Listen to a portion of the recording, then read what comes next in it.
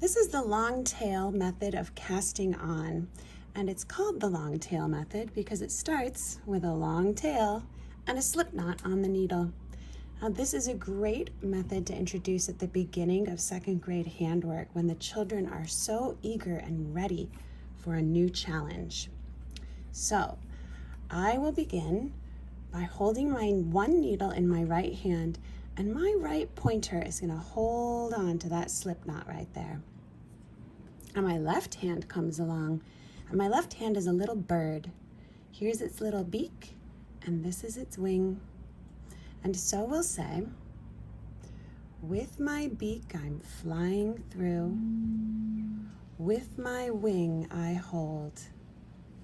The baby bird opens up wide, and the mama bird swoops down low. Under one branch, over two, catch a worm and pull it through. Wiggle, wiggle, wiggle. Let's try it again. With my beak I'm flying through, with my wing I hold. The baby bird opens up wide, and the mama bird swoops down low. Under one branch, over two, catch a worm and pull it through. Wiggle, wiggle, wiggle. And that is the long tail cast on.